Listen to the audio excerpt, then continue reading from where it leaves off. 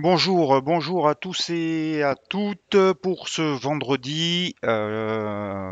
Donc nous sommes toujours sur le marché des changes, dans la continuation de du chiffre de l'inflation mercredi, que non, je vous ai dit qu'il était forcément très important et effectivement, il a été le catalyseur des 2 derniers jours et certainement des prochains jours encore. Donc, un chiffre qui est ressorti beaucoup plus fort et qui a entraîné des anticipations de hausse des taux de la part des opérateurs et des marchés pour l'année prochaine dès le mois de juillet, alors que on s'attendait plutôt à des hausses de taux au mois de septembre 2022. Donc on revient sur ce que les marchés anticipaient avant l'intervention de la Fed il y a quelques jours. Donc forcément, il y en a un qui va devoir s'ajuster. Est-ce que c'est la Fed avec son discours plutôt accommodant qui va devoir le durcir un petit, le muscler un petit peu, ou et le mettre en accord avec les hausses de taux qu'attendent les marchés, ou est-ce que c'est les marchés qui sont trop agressifs et qui se trompent. On verra ça dans les prochaines semaines, mais pour l'instant, ce qui est sûr, c'est que ce chiffre de l'inflation a entraîné des anticipations de hausse des taux plus fortes et donc un dollar plus fort qui a rompu, qui a cassé sa résistance. On voit ça tout de suite, mais avant les avertissements sur les risques.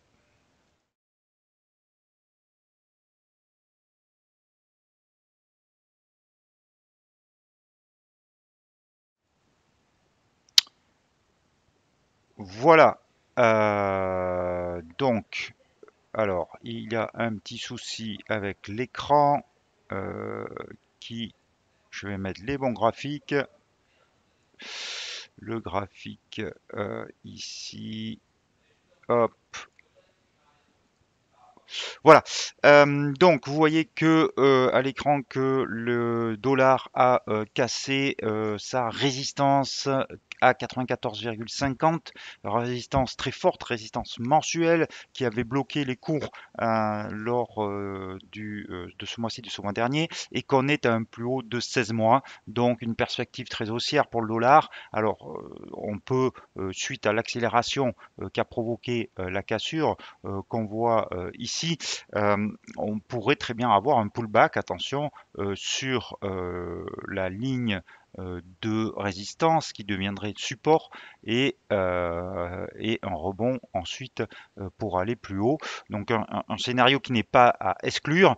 Pour l'instant, qui ne se matérialise pas, donc on peut aller encore plus haut, mais un pullback n'est pas impossible non plus, sans que ça remette en cause la tendance haussière. Tant qu'on reste au-dessus de 94,50, euh, on a une tendance haussière. Donc voilà, on va voir tout de suite, avant de regarder l'eurodoll, le scénario que je vous avais proposé sur le câble, bien entendu, puisqu'il s'est réalisé.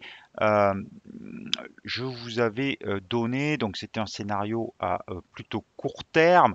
Euh, alors, hop, ça c'est le dollar yen en plein écran. Voilà. Donc, je vous avais donné comme idée une vente sur l'horizon de temps 1 heure à 1,1535. C'était mercredi avec un stop à 1,1570. Donc, 1,1535, c'était ici. Voilà, c'était suite à la cassure ici de ce petit support. Hop, je vais le mettre ici à 1,1546. Donc c'était ici avec un stop ici à 1,1570. Donc on n'a pas été stoppé et ça s'est magnifiquement passé puisque je vous avais dit que le taking profit, le prise de bénéfice se faisait sur 1,3425, 1,3420. Donc ça fait grosso modo 110, 115 pips de gain, ce qui est très très bon pour une horizon de temps comme ça, en si peu de temps. Et donc, vous avez normalement encaissé ces gains. Le support en 34,10, puisqu'on est sur la livre, a été cassé, donc on reste baissier, mais pour l'instant, vous voyez qu'on a eu, on est sur le coup de cette divergence haussière sur le 1 heure. Donc, on pourrait avoir une stabilisation des cours, mais tant qu'on reste au-dessous de cette droite de polarité qui a servi de support ici et résistance ici, on restera baissier. On va attendre que par contre cette divergence haussière finisse de faire son effet. Donc ça peut durer un petit peu, peut-être toute l'après-midi. Cet après-midi, on n'a pas grand-chose. On a un indice de confiance quand même de Michigan qui peut faire bouger le marché.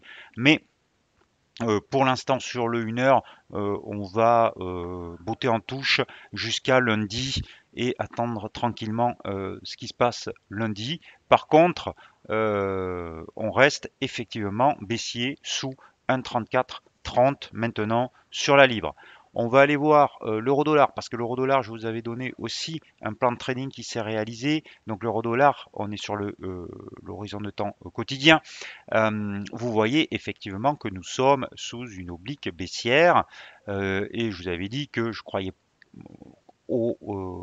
pas au rebond de l'eurodoll et à une cassure, c'est ce qui s'est réalisé du support des 1,15 et donc je vous avais donné comme plan de trading si on avait une clôture horaire sous 1,15 cela donnait un signal de vente.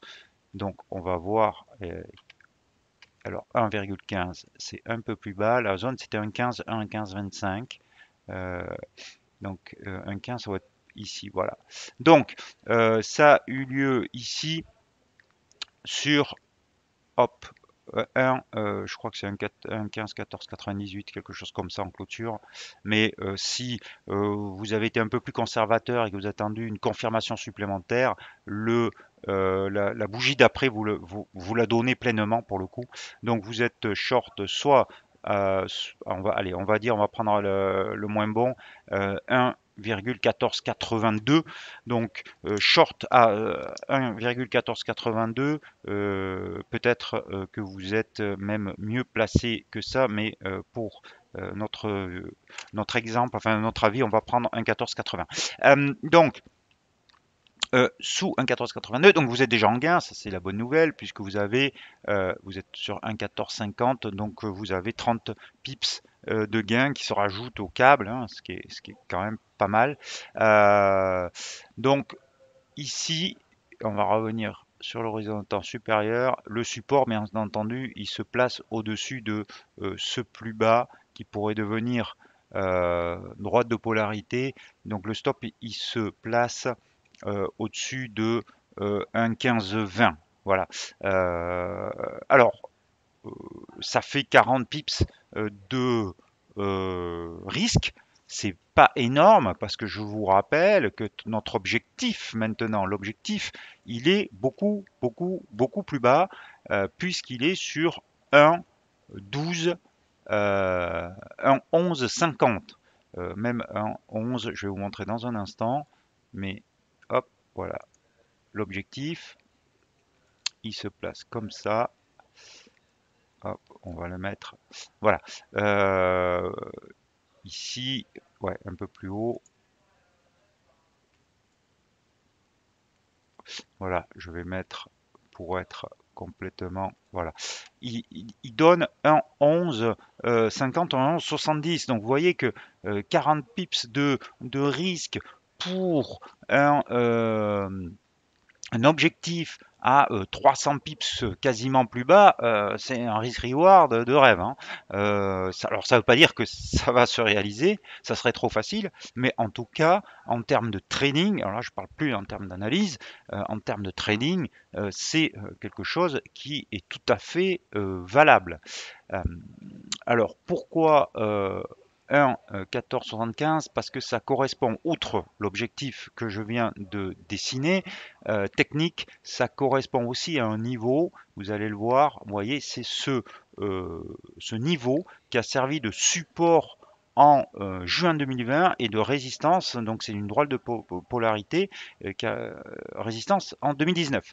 Et ça correspond à 1,1168, donc peu ou prou l'objectif que l'on dessine avec la cassure des 1,1525. Donc, on va viser 1,70, 1,70, alors un peu plus haut parce que on va pas être au pips près, mais 1,11,80 on va dire. Donc on a un objectif très bas. Alors bien sûr, il est peu probable qu'on aille en ligne droite. Donc il y aura des rebonds, certainement. Ça va se faire en zigzag, mais tant qu'on reste sous un 15,30, c'est ce qu'on va viser. Donc objectif 1,11,75 pour ce plan de trading qui est en cours et qui s'est réalisé. Alors, bien sûr, le dollar se renforce contre toutes les devises. Là, vous avez l'OSCI, la UD dollar, qui est aussi bien sûr baissier, mais le mouvement là est déjà très entamé et on se rapproche de cette oblique baissière qu'on avait cassée et qui pourrait entraîner un rebond sur l'OSCI. Donc on va laisser un petit peu de côté et on va aller voir le dollar yen parce que, alors là c'est un peu plus curieux. Le dollar yen, certes, il a rebondi mercredi, mais il stagne, il reste sous cette résistance mensuelle très forte dont je vous ai déjà parlé à 114,75. Donc pour l'instant, on s'abstient sur cette paire de devises. Tant qu'on est contre yen, on va aller voir l'euro yen. Alors l'euro yen, de la même façon, il est sur un support, niveau de support qui correspond à ce point haut, donc à cette droite polarité, un retracement Fibonacci de 38,2 et il y avait la moyenne mobile à 200 périodes, mais on l'a cassé. Donc pour l'instant, on n'a pas de rebond sur cette paire de devises et donc on va s'abstenir aussi et voir ce qui va se passer au contact de ce support. On va aller voir le kiwi. Donc le kiwi qui a enfoncé aussi suite à la force du dollar ce support à 0,70 113. Donc je préfère alors plutôt maintenant un avis plutôt baissier puisqu'on a réintégré en plus la cassure de cette oblique baissière et on donc pourrait aller plus bas maintenant sur le kiwi, mais je préfère me concentrer sur l'eurodoll plutôt que le kiwi à choisir. C'est la devise, la paire de devises qui me paraît la plus faible. Le dollar suisse, on a un rebond, on a cassé cette petite oblique baissière mercredi qui signalait la fin de la baisse. On a rebondi en plus sur un support sur 0,91 et donc maintenant plutôt un biais haussier sur le dollar suisse qui pourrait revenir sur 0,9315. Le problème maintenant c'est de savoir où rentrer parce que en une heure, vous voyez que là le risk reward n'est pas bon. Où est-ce qu'on place son stop? On a en plus une divergence baissière en une heure euh, que vous avez ici. Voilà, hop, vous voyez des sommets sur la RSI de plus en plus bas, alors qu'on a des sommets sur les cours de la devise de plus en plus haut. Donc, on pourrait avoir une latéralisation des cours, voire une correction. En tout cas, je préfère m'abstenir là aussi, comme tout à l'heure, sur le câble et botter en touche pour cet après-midi et attendre lundi pour voir comment se déroule l'évolution sur le dollar suisse, tout comme je l'ai dit sur le câble. Donc, vous voyez, c'est la différence entre l'analyse et le training. C'est-à-dire que sur l'analyse, il n'y a pas de problème. On est maintenant, on a un biais haussier. Comme sur le câble, on a un biais baissier. Mais par contre, en training, pour rentrer, c'est beaucoup plus compliqué parce qu'on n'a pas la probabilité qui est en faveur, qui est en notre faveur, et donc il va falloir être patient. Euh, et ensuite, on va finir avec le dollar contre dollar canadien, le loonie. Donc le dollar contre dollar canadien qui a validé, je vous avais dit mercredi, de surveiller la cassure, une clôture au-dessus de cette moyenne mobile à 200 périodes qui s'est réalisée donc mercredi dans l'après-midi et dans la soirée, et donc qui a propulsé le dollar contre le dollar canadien hier de façon assez impressionnante. Alors c'est dû à la force du dollar, mais c'est dû aussi à la baisse du pétrole qui affecte le dollar canadien, puisque le dollar canadien est une devise matière première et qu'elle est très liée au, euh, au pétrole. Euh, donc, alors, si vous l'avez fait, bravo, parce que vous avez fait là aussi encore un joli profit. Si vous avez suivi cet avis-là, ce plan de trading, maintenant, c'est de savoir est-ce que vous restez en pause ou pas. Alors là, c'est un management de position, c'est à vous de voir. Vous pouvez peut-être, là aussi, vous avez une divergence, vous voyez, baissière, mais pour l'instant qui se matérialise plus par une latéralisation du cours que par une franche baisse. Euh, donc, vous pouvez alors soit prendre une partie de vos profits parce qu'il y a quand même, il y a quand même un très beau, euh, vous avez quand même quasiment 100 pips de gains, donc c'est très joli. Soit vous pouvez prendre donc la moitié de vos profits et mettre par exemple un stop suiveur sous la moyenne mobile à 34 périodes ou sous ce dernier creux de marché en 1 heure à 1,2569 et laisser courir par exemple le reste ou prendre la totalité de vos profits ou mettre un stop suiveur total sous cette moyenne mobile à 34 périodes ou sous ce dernier creux de marché. Vous voyez, vous avez plusieurs solutions pour gérer ce gain et pour pas abandonner votre gain au marché si on ne sait jamais ce qui peut se passer, si jamais cette divergence baissière donnait lieu à une correction un peu plus forte, quitte à rentrer plus tard. Voilà. Voilà ce que je pouvais vous dire. En tout cas, nos deals se sont très bien passés. Euh, Gain sur le câble, gain pour l'instant sur l'eurodoll et gain, si vous les avez suivis, sur le dollar, le loonie. Donc plutôt une bonne semaine. Je pense pas qu'il va se passer grand-chose cet après-midi.